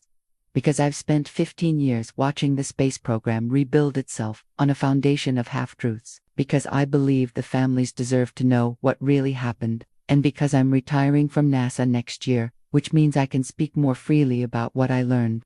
Sally agreed to meet with me in Houston, away from NASA facilities. We sat in a small coffee shop near Rice University, where Michael had once studied, and she shared details that the Rogers Commission had been forced to keep classified. The Commission found evidence that at least 3 crew members had expressed concerns about the mission timeline and launch conditions. Michael was the most vocal, but he wasn't alone. The problem was, most of this information came from classified sources or involved sensitive technical details that couldn't be publicly disclosed. What about the families? Shouldn't we have been told? The decision was made at the highest levels that sharing this information would serve no constructive purpose. The crew members were dead. The technical problems had been identified and were being addressed. Additional details would only cause more pain for the families. That wasn't their decision to make. No, it wasn't. But it was the decision they made. Sally had brought a briefcase with her, and now she opened it and withdrew a thin folder. Mae, I'm going to show you something that I probably shouldn't show you. These are excerpts from classified crew debriefings and mission preparation documents. They're heavily redacted, but you'll be able to see that Michael wasn't alone in his concerns. The documents were exactly as she'd described, pages of text with most of the content blacked out, leaving only fragments of sentences and partial quotes. But what remained was enough to confirm what Brian Russell had written. Other crew members had been asking the same questions Michael had been asking. Crew member expressed concern about temperature parameters outside, recommended postponement until ... Mission commander requested additional ... thermal analysis of primary sealing systems, specialist consultation regarding O-ring performance at below nominal operating temperature. It was all there, buried in bureaucratic language and hidden behind classification stamps. But it was there. The Challenger 7 hadn't died because they were ignorant of the risks. They'd died because they'd identified the risks and been overruled. Sally, why are you sharing this with me now? Because I think it's time for the truth to come out. Not the sanitized version that protects reputations and institutions, but the whole truth about what happened and why it happened. Michael and his crewmates deserve that much. As I sat in that coffee shop, holding documents that proved my husband had died as part of a larger pattern of institutional negligence, I realized that my years of silence hadn't protected anyone. They'd only enabled the system that had killed him to continue operating under false pretenses. The cover-up hadn't been about national security or protecting the space program. It had been about protecting the people who had made bad decisions and then tried to hide their responsibility for the consequences. But now I had allies. Roger Boystely with his engineering expertise and comprehensive documentation. Brian Russell and other Thiokol engineers with their insider knowledge of the corporate pressure campaign.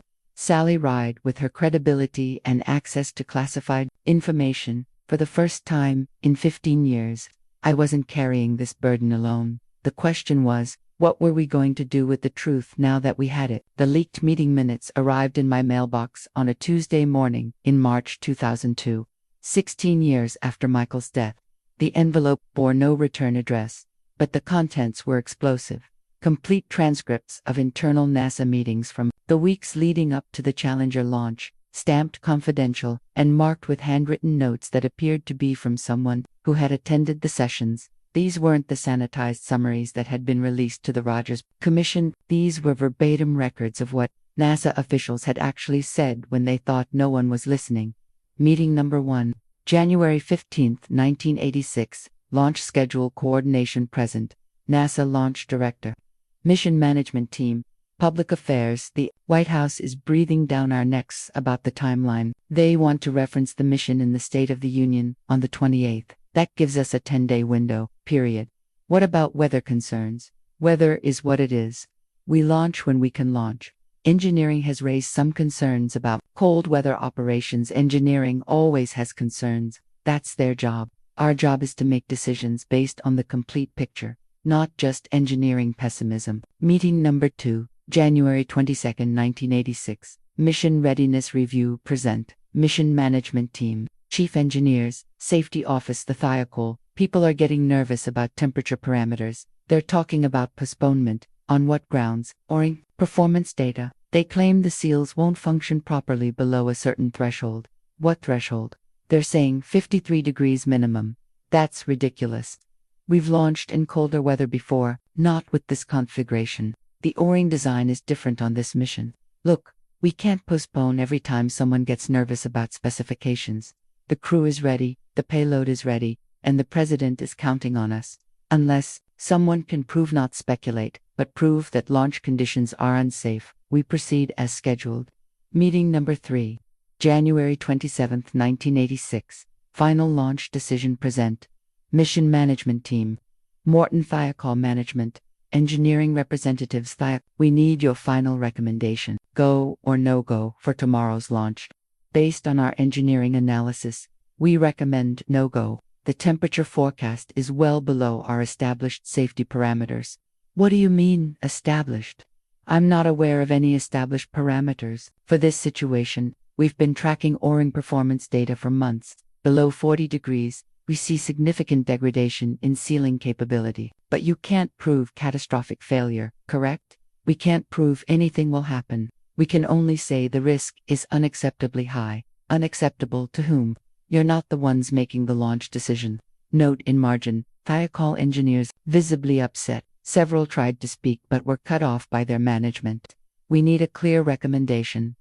Yes or no. 10-minute break NASA. This is Thiokol management. We recommend proceeding with the launch. What changed your assessment? Upon further review of all available data, we believe the risk is manageable. Note in margin, engineers, not consulted in final decision. Recommendation came from management only. Reading these transcripts was like watching my husband's murder in slow motion. Every decision point where safety could have trumped politics, where engineering concerns could have been heeded, where lives could have been saved, and at every point, the wrong choice was made.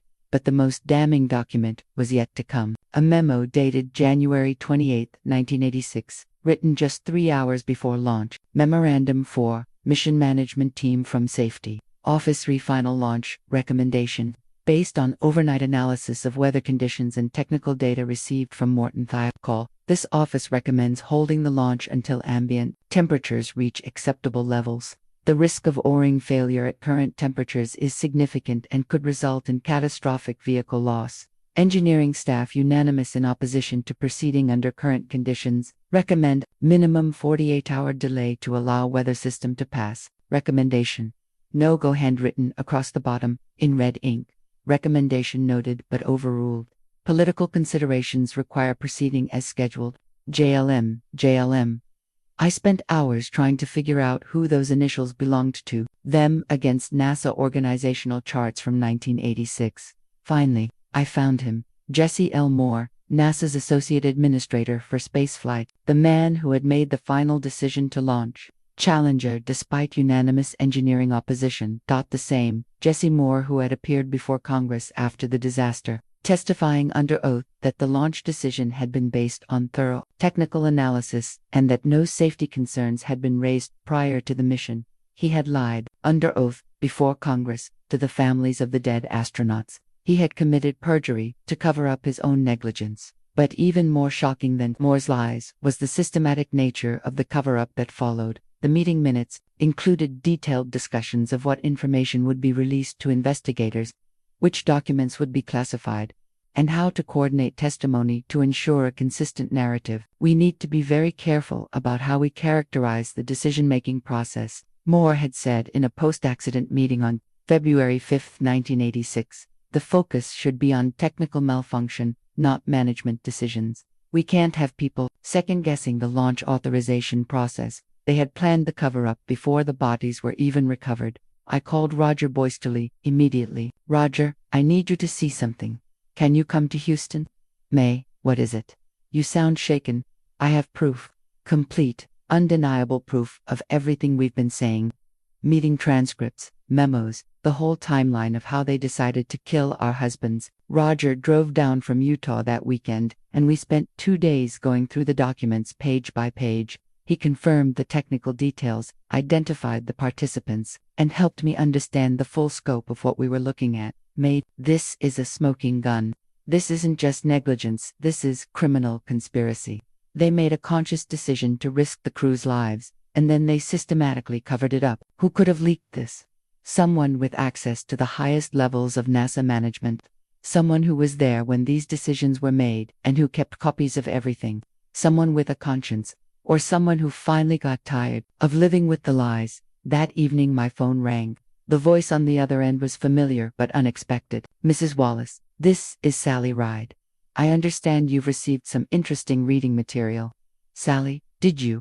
I can't discuss how those documents might have found their way to you, but I can tell you that they're authentic. Every word, every date, every signature. What am I supposed to do with this? What Michael would have wanted you to do. What he died trying to prevent. Use them to make sure this never happens again. That night, I sat in Michael's study with the meeting transcripts spread across his desk, and I finally understood the full scope of what had been taken from us. Not just Michael's life, but the truth about his death. Not just our grief, but our right to grieve honestly. They had stolen our husband's legacy and replaced it with a lie. They had turned his death into a symbol of noble sacrifice when it was really a symbol of institutional cowardice. But now I had the evidence to reclaim that legacy. The question was whether I had the courage to use it. After 16 years of silence, I was finally ready to fight back. The death certificate arrived in my mailbox on a gray October morning in 2003, and it broke something inside me that I hadn't realized was still holding together. Roger Boystelli, 73, died of natural causes at his home in Utah. The man who had risked everything to help me understand the truth about Michael's death was gone, taking with him decades of engineering expertise and institutional memory. I'd spoken to Roger just 2 weeks earlier. We'd been planning our next move, discussing how to get the leaked NASA documents into the right hands, debating whether to approach journalists or congressional investigators first. He'd sounded tired but determined, still fighting the same battle he'd been fighting for 17 years. "Mae," he'd said during our last conversation, "I need you to promise me something. If anything happens to me, don't let this die. Don't let them win by default." At the time, I'd thought he was being overly dramatic. Roger was in his 70s, but seemed healthy enough. Why would he be talking about dying? Now I understood. He'd been carrying this burden for nearly 2 decades, and it had been killing him slowly. The stress of knowing the truth and being unable to tell it, the guilt of surviving when better people had died, the frustration of watching the system protect itself while families lived with lies. Roger's funeral was small and private, attended mostly by family members who had no idea what their father and grandfather had sacrificed for the truth. I sat in the back of the chapel, surrounded by people mourning a good man who had been driven to an early grave by his conscience. After the service, Roger's son approached me. "Mrs. Wallace, Dad mentioned you several times. He said you were working together on something important." I nodded, not trusting my voice. "He left instructions that if anything happened to him, I should give you this." He handed me a key attached to a small piece of paper with an address written in Roger's handwriting. He said you'd know what to do with it. The address led me to a storage unit in Salt Lake City. Inside, I found Roger's complete archive, boxes of documents, photographs, recordings, and technical analyses spanning the entire Challenger program. He'd been more thorough than I'd realized, documenting not just the lead-up to the disaster but the cover-up that followed. One box was labeled, "For Mae Wallace, Michael's Legacy." Inside were copies of documents I'd never seen, technical reports Michael had written, memos he'd sent to supervisors expressing his concerns, even audio recordings of crew meetings where he'd raised questions about mission safety. My husband's voice, preserved on magnetic tape for 17 years, asking the questions that might have saved his life if anyone had been willing to listen. "I'm concerned about the O-ring data from the last cold weather test," Michael said in one recording. "The primary seal showed significant blow-by, and the secondary seal didn't engage until after motor pressurization. If we get a primary seal failure during launch, we might not have backup protection." The response from his supervisor was dismissive. "Michael, you're not the first astronaut to get nervous before a mission. The engineers know what they're doing. Trust the system. Trust the system." The same system that was systematically ignoring safety warnings and prioritizing political considerations over crew safety. But the most devastating discovery in Roger's archive was a document I'd never seen before, a complete transcript of the January 27th teleconference between NASA and Morton Thiokol, including the portions that had been omitted from the official record. The missing sections revealed that Roger and other Thiokol engineers had been even more emphatic in their opposition to the launch than I'd previously understood. They hadn't just recommended postponement, they'd warned of probable catastrophic failure if the launch proceeded under the forecasted conditions. One engineer had been particularly blunt. "Launching tomorrow would be Russian roulette. We might get away with it, but the odds are unacceptable." NASA's response had been chilling. "We need quantifiable data, not emotional assessments. If you can't prove catastrophic failure will occur, then you can't justify scrubbing the mission. We can prove that the probability is unacceptably high. Probability isn't proof. The decision makers need certainty, not speculation." It was an impossible standard. How do you prove that something catastrophic will happen before it happens? The engineers were being asked to predict the unpredictable while being forbidden from acting on their professional judgment about risk. Sitting in that storage unit, surrounded by 17 years of suppressed evidence, I realized that Roger's death wasn't just a personal loss, it was a warning. The people who knew the truth were dying off, taking their knowledge with them. Sally Ride had retired from NASA and was rarely giving interviews. Many of the Morton Thiokol engineers had passed away or were in poor health. The window for exposing the truth was closing. That night, in my hotel room in Salt Lake City, I made a decision that would change the rest of my life. I called every contact I had: journalists, investigators, congressional staffers, anyone who might be able to help me get this story the attention it deserved. Most of them were polite but skeptical. The Challenger disaster was old news, they said. The official investigation had been thorough. What could possibly be gained by relitigating 17-year-old tragedies? But one person listened: David Hoffman, a documentary filmmaker who had been investigating government cover-ups for decades. He flew to Salt Lake City the next day. "Mrs. Wallace," he said after reviewing Roger's archive, "this isn't just about Challenger anymore. This is about a pattern of institutional behavior that's still happening today. The same people who covered up the truth about your husband's death are making decisions about current space missions." "What do you mean?" "Several of the NASA administrators who were involved in the Challenger cover-up are still in senior positions. Jesse Moore retired, but his protégés are running the agency. The culture that killed your husband is still in place." David was right. In the years since Challenger, NASA had suffered another catastrophic failure: the Columbia disaster in 2003. Which had killed 7 more astronauts. The Columbia Accident Investigation Board had found eerily similar problems: engineers raising safety concerns that were dismissed by management, political pressure to maintain launch schedules, a culture that prioritized mission success over crew safety. "They didn't learn anything," I said. 7 more people died because they didn't learn anything from Michael's death. They learned plenty. They learned how to manage the narrative better, how to control the investigation, how to protect themselves while sacrificing the people who do the actual work. That's when I realized that my obligation wasn't just to Michael's memory, it was to the astronauts who were still alive, still trusting a system that had already betrayed them twice. Roger Boystoli had died carrying the burden of knowledge that might save future crews. I couldn't let his sacrifice be meaningless. David said, "What do we need to do to make this public?" "We need to document everything, verify every source, and prepare for the backlash. Because when this story comes out, they're going to try to destroy your credibility and Roger's legacy. They're going to claim you're a bitter widow who's been carrying a grudge for 20 years. Let them try. I've been carrying this secret for 17 years, and it's been eating me alive. I'd rather face their attacks than spend another day protecting their lies." That night, I called Roger's son and asked him to ship the entire archive to Houston. It was time to finish what Michael and Roger had started. It was time to tell the truth, no matter what it cost me. The digital file contains everything: 67 years of my life condensed into terabytes of scanned documents, audio recordings, photographs, and video testimonials.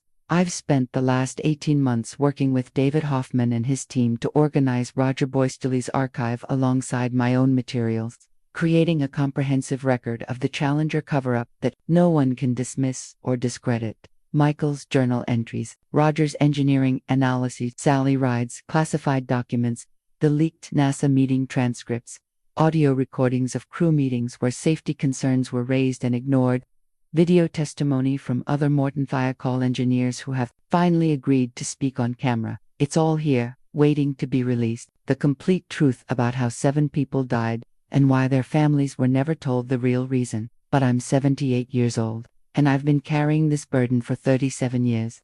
Some days I wonder if I have the strength to see it through to the end. The decision to go public crystallized 6 months ago, when NASA announced the Artemis program to return astronauts to the moon. As I watched the press conference, listening to administrators talk about safety protocols and risk management, I realized that many of the same institutional problems that had killed Michael were still in place. Different faces, same culture, different missions, same pressure to prioritize politics over safety. That night, I called David Hoffman. "David, I'm ready. Let's tell the story." "Mae, are you sure? Once we release this, there's no going back. Your life is going to change dramatically." My life changed dramatically on January 28, 1986. Everything since then has just been an extended epilogue. We spent months planning the release strategy. David would produce a comprehensive documentary, but we also needed to coordinate with print journalists, congressional investigators, and space policy experts. The story was too important to risk having it buried in a single news cycle. The hardest part was deciding how to handle the other Challenger families: June Scobie, Lorna Onizuka and the others had built their lives around the official narrative of their husband's heroic sacrifice. Learning the truth after 37 years would be devastating. But they deserved to know. More than that, they deserved to decide for themselves whether to seek justice for their husbands' deaths. I called June first. We hadn't spoken regularly in years, but she was gracious when I explained why I was calling. June, I need to tell you something about Dick's death. Something I should have told you decades ago. Mae, what are you talking about? Dick didn't die because space exploration is dangerous. He died because NASA management ignored safety warnings and pressured engineers to approve a launch they knew was unsafe. The silence on the other end of the line stretched for nearly a minute. How long have you known this? Since 1986. They threatened me into signing a non-disclosure agreement, told me it was about national security. I've been carrying this secret for 37 years. Another long silence. When June spoke again, her voice was different, harder, colder. 37 years, Mae. 37 years, you let me believe that Dick died for something noble. June, I'm so sorry. I wanted to tell you, but what? You were more concerned about your own safety than about the truth. She was right, and I had no defense. I'd chosen self-preservation over honesty, and that choice had cost the other families decades of living with lies. I can't undo the past, I said, but I can try to make it right now. I have proof, June, documents, recordings, testimony from engineers who tried to stop the launch, everything you need to understand what really happened to Dick. Send it to me, all of it. And Mae, don't call me again until you've made this public. You've stolen 37 years of truth from us. Don't steal any more. The conversations with the other families were similarly painful. Some were angry, like June. Others were heartbroken. A few refused to believe it at all, clinging to the official narrative because the truth was too devastating to accept. But they all deserved to know, and now they did. The final piece of preparation was the most difficult.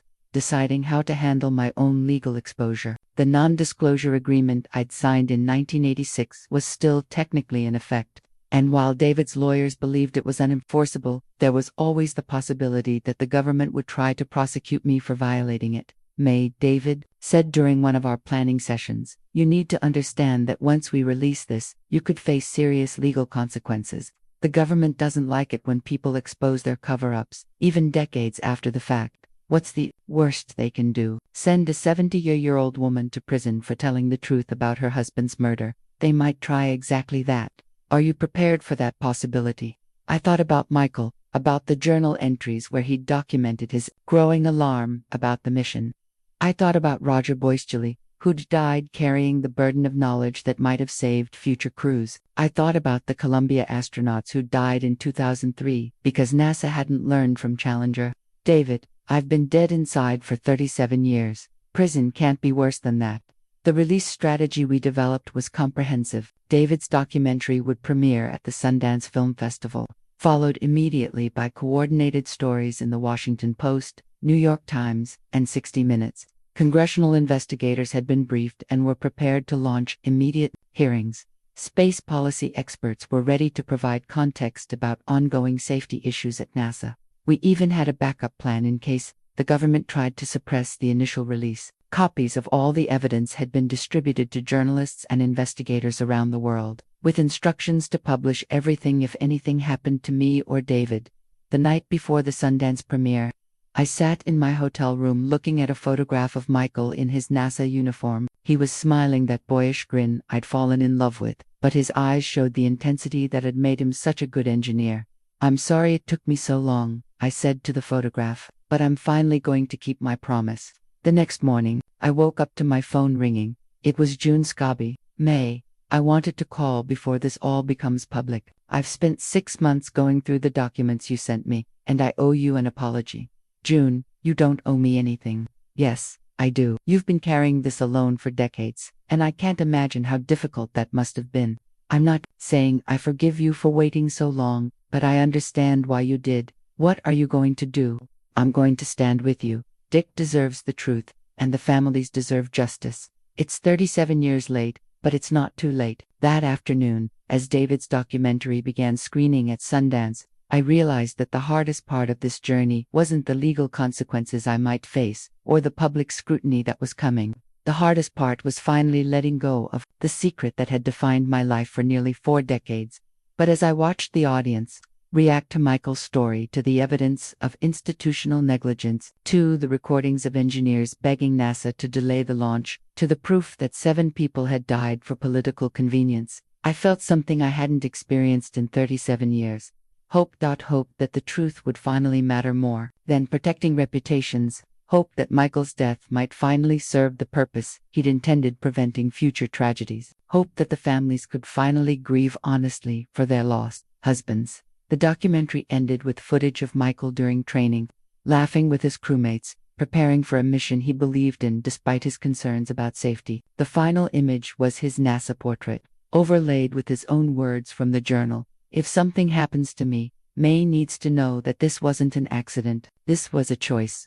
As the credits rolled and the audience sat in stunned silence, I understood that my real life was finally beginning.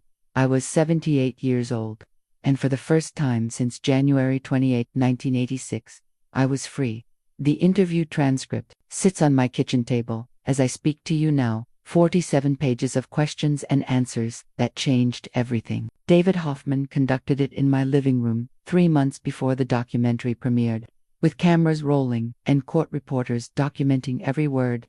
It was my first recorded statement about the cover-up, and reading it now, I can see how my voice grew stronger as the truth finally poured out. "Mrs. Wallace," David had asked, "can you tell us about the morning of January 28, 1986? I watched my husband die on live television," I'd replied. But what I didn't know then was that I was watching the result of decisions that had been made months earlier, decisions that prioritized politics over the lives of 7 people I loved. For 3 hours, I told Michael's story the way it deserved to be told. I shared his journal entries, his growing concerns about the mission, his documentation of safety warnings that were ignored. I described the midnight visitors who threatened me into silence, the legal agreements I was coerced into signing, the decades of carrying secrets that slowly destroyed my ability to grieve honestly. But the most powerful moment came when David played audio recordings from Michael's crew meetings, preserved in Roger Boystelly's archive. Hearing my husband's voice after 37 years, listening to him raise the very concerns that would kill him, broke something loose inside me that I'd been holding tight since 1986. "That's Michael asking about O-ring performance at low temperatures," I said as his voice filled the room. 3 weeks before the launch, he was already worried about exactly what would kill him. They knew. God help me, they all knew. The tears came then, 37 years of suppressed grief finally finding release. David kept the cameras rolling, understanding that this raw emotion was as important as any document or technical analysis. This was what institutional betrayal looked like in human terms, not abstract policy failures, but a widow who'd been forced to carry her husband's murder as a state secret. "Mrs. Wallace, why are you speaking out now?" "Because I'm 78 years old, and I can't take this to my grave. Because other astronauts are still trusting the same system that killed Michael. Because the families deserve to know that their husbands didn't die for exploration or discovery. They died because powerful people made cowardly choices." The interview aired as part of David's documentary, but excerpts were also broadcast on 60 Minutes, CNN, and network news programs around the world. Within hours of the first broadcast, my phone was ringing, constantly journalists wanting follow-up interviews, congressional staffers requesting briefings, family members of other astronauts seeking answers to their own questions. But the most important call came from an unexpected source. Current NASA astronauts who had been following the story. "Mrs. Wallace, this is Commander Sarah Chen calling from the International Space Station. I wanted to thank you for speaking out. We've been dealing with some of the same pressure you described: schedule demands, overriding safety concerns, management dismissing engineering warnings. Your story is giving us the courage to push back." Other active astronauts reached out through intermediaries, afraid to contact me directly, but wanting me to know that Michael's story was having an impact. They were using his journal entries in safety meetings, citing his concerns when they questioned management decisions, treating his documentation as a cautionary tale about what happens when crews don't advocate strongly enough for their own safety. The government's response was swift and predictable. Within a week of the documentary's release, Department of Justice officials announced they were reviewing the matter to determine if any laws had been broken by the unauthorized disclosure of classified information. NASA issued a statement expressing concern about the release of potentially sensitive materials and promising a thorough investigation. But something had changed in the 37 years since they'd first silenced me. Social media amplified the story beyond their ability to control it. Congressional representatives from both parties demanded immediate hearings. International space agencies began asking pointed questions about NASA's safety culture. Most importantly, other families began coming forward with their own stories of cover-ups and institutional betrayal. The widow of a test pilot killed in an experimental aircraft crash. The parents of engineers who died in industrial accidents after raising safety concerns. The families of whistleblowers who'd been destroyed for telling inconvenient truths.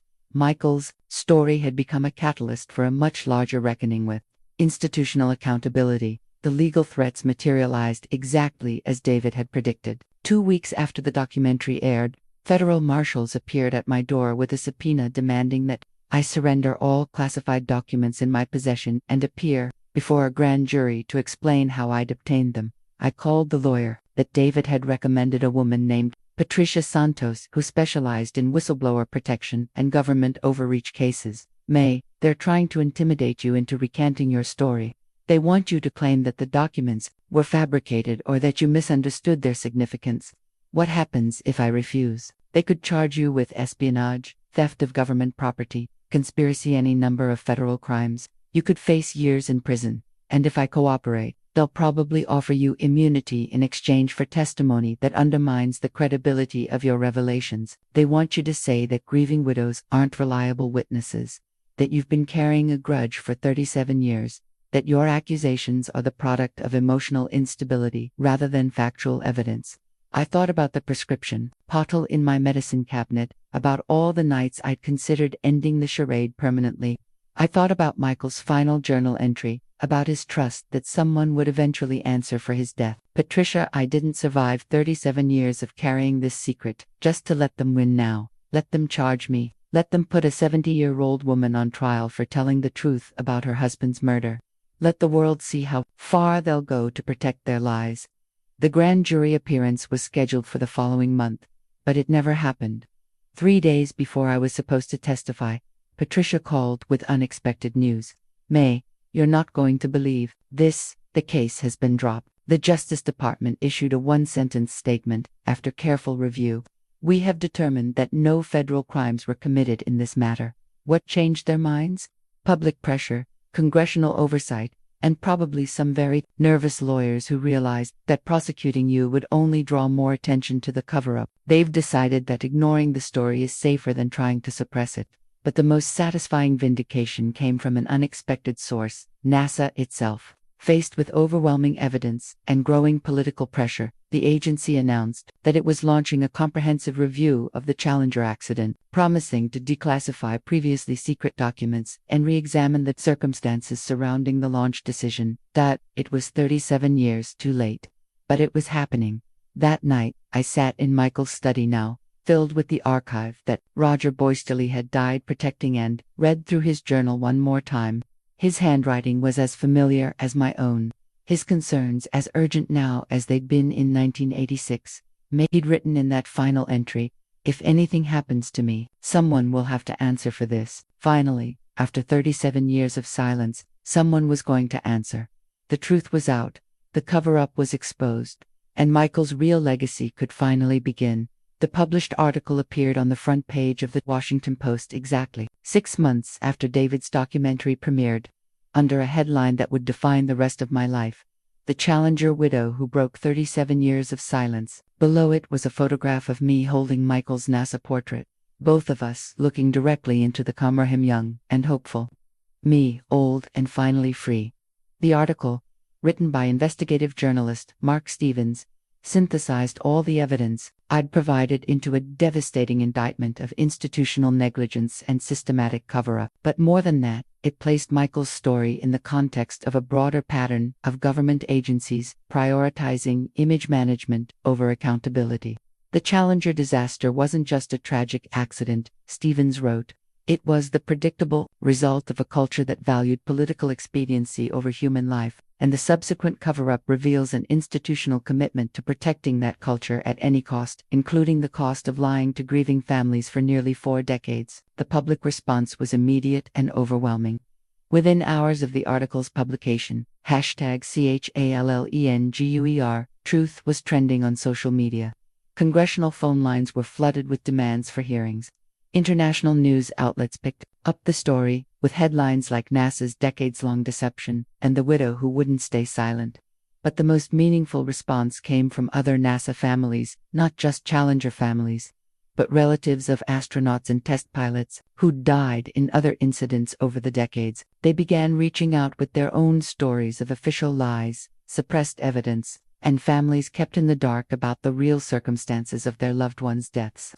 Mae wrote, the sister of a test pilot killed in 1967, reading about Michael's story gave me the courage to demand answers about my brother's death. For 54 years, they told us it was pilot error. Now I know it was equipment failure that NASA covered up to protect a contractor. The congressional hearings began 3 weeks after the Post article, chaired by Senator Elizabeth Warren and Representative Alexandria Ocasio-Cortez. Unlike the Rogers Commission hearings in 1986, these sessions were designed not to manage a crisis but to expose the truth, regardless of who it implicated. I testified on the second day of hearings, sworn in before a packed committee room and a national television audience. It was the first time I'd told Michael's story under oath, and I felt the weight of that oath as I raised my right hand. Mrs. Wallace, Senator Warren began, you've lived with this secret for 37 years. Can you tell us why you're speaking out now? Senator, I'm 78 years old. In a few years, I'll be gone, and this story will die with me, unless I tell it now. But more importantly, NASA is still making the same kinds of decisions that killed my husband. They're still prioritizing schedules over safety, still dismissing engineering concerns, still protecting themselves instead of the people who trust them with their lives. I spent 4 hours walking the committee through Michael's journal, Roger Boyschel's engineering analysis, the leaked meeting transcripts, and the systematic campaign of intimidation that had kept me silent for decades. Committee members from both parties asked probing questions, but the tone was respectful, even reverential. The most powerful moment came when Representative Ocasio-Cortez asked me to read directly from Michael's final journal entry. As I spoke his words aloud, if something happens to me, Mae needs to know that this wasn't an accident. This was a choice. You could hear people crying in the gallery. Mrs. Wallace, she said, when I finished, your husband trusted you too. Tell this story. How does it feel to finally honor that trust? I looked out at the packed hearing room, at the cameras broadcasting this moment around the world, at the faces of people finally hearing the truth about what had happened 37 years ago. Representative, it feels like I can finally breathe again. The hearings continued for 2 weeks, with testimony from surviving engineers, former NASA officials, and safety experts who detailed a pattern of institutional dysfunction that extended far beyond Challenger. The committee's final report, released 6 months later, was scathing in its assessment of NASA's culture and comprehensive in its recommendations for reform. But the most significant outcome wasn't legislative, it was cultural. The story had sparked a national conversation about institutional accountability, about the price of whistleblowing, about the responsibility of organizations to tell the truth, even when that truth is damaging to their interests. NASA itself was forced to undergo a complete restructuring of its safety oversight processes. The agency declassified thousands of documents related to the Challenger disaster, revealing even more evidence of the negligence and cover-up that Michael had documented. Several former officials faced congressional subpoenas and possible perjury charges for their roles in misleading investigators and families. More importantly, NASA established new protocols requiring independent safety reviews for all missions, with engineers empowered to halt launches regardless of political or schedule pressure. They called it the Wallace Protocol, named after Michael's insistence on putting crew safety above all other considerations. The personal cost of speaking out was significant, but manageable. I received death threats from people who believed I was undermining American space exploration. Government investigators continued to monitor my activities, though they no longer tried to silence me. Some NASA partisans accused me of being unpatriotic, of damaging an institution that was vital to national security. But I also received thousands of letters from people who thanked me for speaking out, who shared their own stories of institutional betrayal, who found courage in my example to challenge powerful systems in their own lives. Children wrote to tell me that they were studying engineering because of Michael's story. Families of other government whistleblowers reached out to say that my willingness to break decades of silence had inspired them to tell their own truths. 6 months after the hearings, I received a call that meant more to me than all the congressional resolutions and media attention combined. Mrs. Wallace, this is Commander Sarah Chen again, calling from NASA headquarters. This time, I wanted you to know that we've just implemented new safety protocols based on your husband's recommendation. Every crew member now has the authority to halt a mission if they identify safety concerns, regardless of schedule pressure or political considerations. That's wonderful, Sarah. Michael would be proud. Mrs. Wallace, there's something else. We're naming the new astronaut safety training program after your husband. The Michael Wallace Safety Initiative will ensure that every astronaut understands their responsibility to speak up when they see problems, even if it means challenging authority. That night, I sat in Michael's study, surrounded by the archives that had consumed the last years of my life. The boxes of documents, the recordings, the photographs, the transcripts, all the evidence of a truth that had taken 37 years to tell. But now it was told. The secret that had nearly killed me was finally public. The cover-up that had protected negligent officials was finally exposed. The lies that had defined my adult life were finally replaced with truth. I picked up Michael's NASA portrait, the same photograph that had appeared on the front page of the Washington Post, and studied his face one more time. He looked so young, so full of hope and determination. He'd trusted me to tell his story. And after 37 years of carrying that burden alone, I'd finally kept my promise. It's done, Michael, I said to the photograph. The truth is out, and they can never take it back. Outside my window, I could see stars beginning to appear in the darkening sky, the same stars Michael had dreamed of reaching, the same infinite expanse that had called to him since childhood. He'd never made it to space alive, but his legacy was now written in the policies that would protect future astronauts, in the protocols that would prevent other families from enduring what we'd endured. His death had finally found its meaning, not in noble sacrifice for exploration, but in the harder truth of accountability and institutional reform, and I could finally rest. Michael's flag is folded in the traditional triangle, the same American flag that covered his memorial service 39 years ago. But today it sits, not as a symbol of loss, but as a testament to truth finally told. The flag that once represented the official lie about his heroic sacrifice now honors the harder truth about his courageous resistance to a system that valued politics over human life. I'm 80 years old now, and this is likely the last time I'll tell this story in my own words. My health is failing. The doctors use gentle phrases like natural decline and expected progression, but I know what they mean. The secret that nearly killed me for 37 years has finally been told, and my work here is almost finished. The changes that followed the revelation of Michael's story exceeded my wildest hopes. NASA underwent the most comprehensive safety reform in its history, implementing protocols that Michael himself had suggested in his journal. The Wallace Protocol isn't just a bureaucratic requirement, it's a cultural shift that empowers astronauts to speak truth to power, to prioritize crew safety over political convenience, to honor the engineering judgment that the system tried to silence. But the impact extended far beyond NASA. Michael's story became a case study in government transparency courses, a cautionary tale about institutional cover-ups, a reminder that accountability delayed is accountability denied. Whistleblower protection laws were strengthened. Government agencies were required to implement independent safety oversight. Families of federal employees killed in the line of duty gained new rights to access information about the circumstances of their loved ones' deaths. The other challenger, families found different ways to process the truth about their husbands' deaths. June Scobie eventually forgave me for the decades of silence, understanding that I'd been as much a victim of the system as she had been. Together, we established the Challenger Truth Foundation, dedicated to supporting families of government, whistleblowers, and advocating for institutional transparency. Lorna Onizuka struggled more with the revelations. She'd spent 37 years building her identity around Ellison's noble sacrifice for space exploration. Learning that he'd actually died because of bureaucratic negligence required her to reconstruct not just her understanding of his death, but her understanding of their entire marriage and his career. Mae, she told me during one of our conversations, I don't know how to grieve for someone whose death meant something completely different than I thought it meant. Lorna Ellison was still a hero. He just wasn't a hero for the reasons they told us.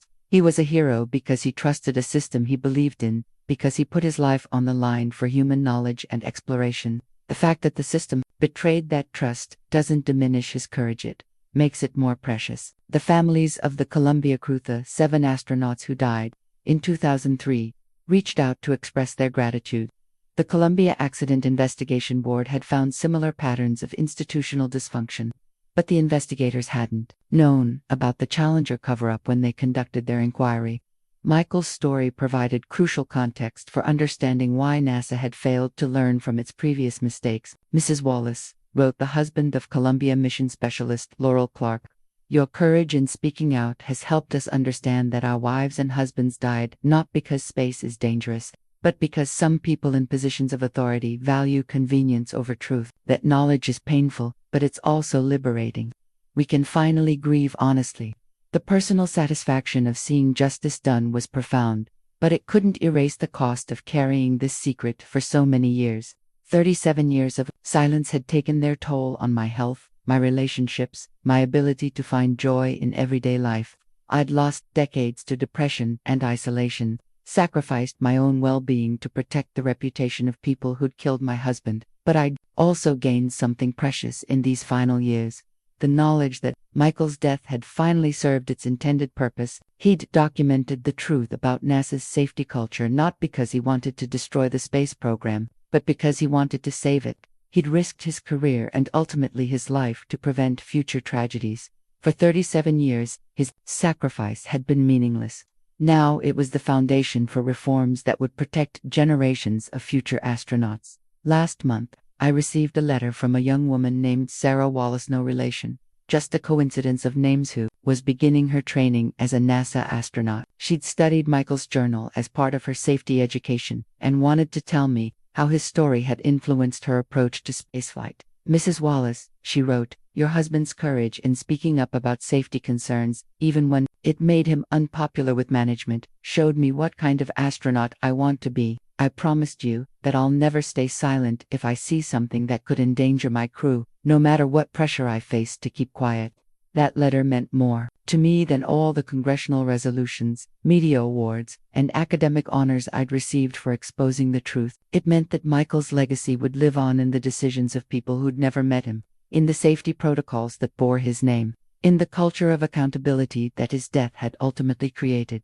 Yesterday, I visited Kennedy Space Center for the first time since 1986. The shuttle program had ended years ago, replaced by new vehicles and new missions, but the memorial to the Challenger 7 still stood near the launch pads where Michael had trained for his final mission. The memorial plaque had been updated to include new text based on the revelations from my testimony, in memory of the Challenger 7, who died not because space exploration is inherently dangerous, but because human institutions sometimes fail the people who trust them most.